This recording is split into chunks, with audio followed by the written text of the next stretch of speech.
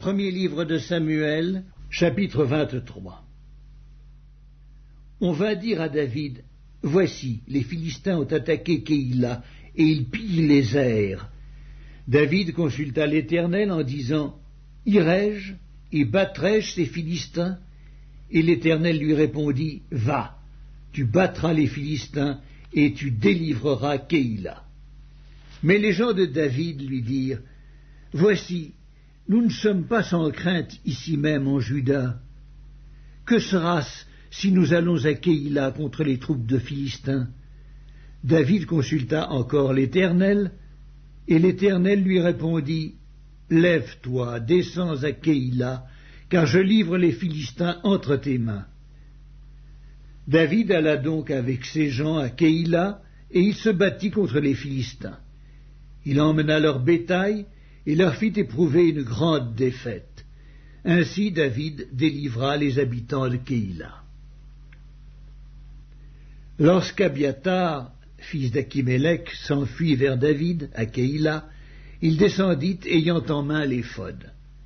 Saül fut informé de l'arrivée de David à Keïla, et il dit, « Dieu le livre entre mes mains, car il est venu s'enfermer dans une ville qui a des portes et des barres. » Et Saül convoqua tout le peuple à la guerre, afin de descendre à Keïla et d'assiéger David et ses gens.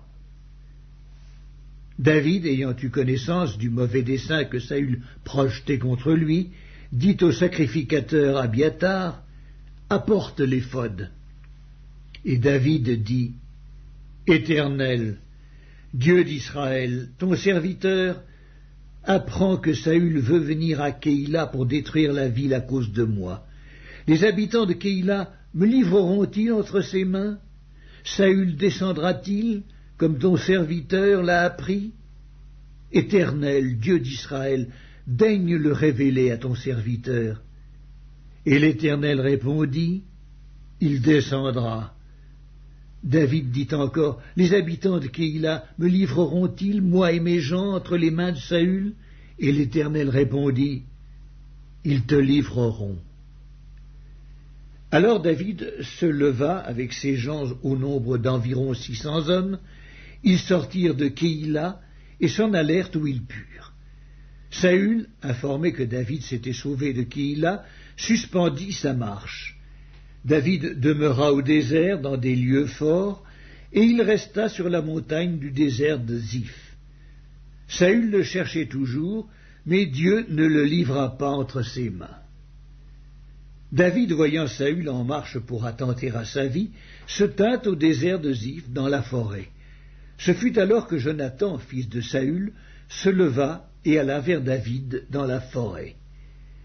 Il fortifia sa confiance en Dieu et lui dit, « Ne crains rien, car la main de Saül, mon père, ne t'atteindra pas. Tu régneras sur Israël, et moi je serai au second rang près de toi. Saül, mon père, le sait bien aussi. » Ils firent tous deux alliance devant l'Éternel, et David resta dans la forêt, et Jonathan s'en alla chez lui. Les Ziphiens montèrent auprès de Saül à Gibéa et dirent, « David n'est-il pas caché parmi nous dans des lieux forts, dans la forêt, sur la colline de Hakila, qui est au midi du désert? Descendons au roi, puisque c'est là tout le désir de ton âme, et à nous de le livrer entre les mains du roi. » Saül dit, « Que l'Éternel vous bénisse de ce que vous ayez pitié de moi. Allez, je vous prie, prenez encore des informations pour savoir et découvrir dans quel lieu il a dirigé ses pas et qui l'y a vu, car il est, m'a-t-on dit, fort rusé. Examinez et reconnaissez tous les lieux où il se cache, puis revenez vers moi avec quelque chose de certain, et je partirai avec vous.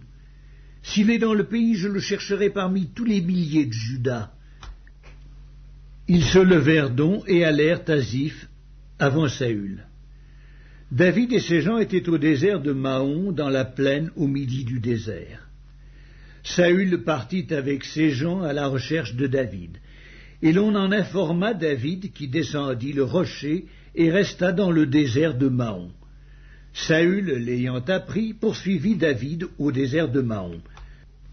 Saül marchait d'un côté de la montagne et David avec ses gens de l'autre côté de la montagne.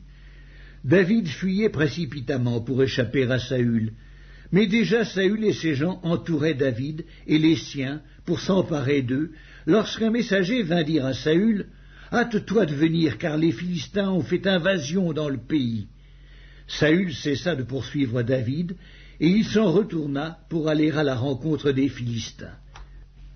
C'est pourquoi l'on appela ce lieu Séla Hammashlékot.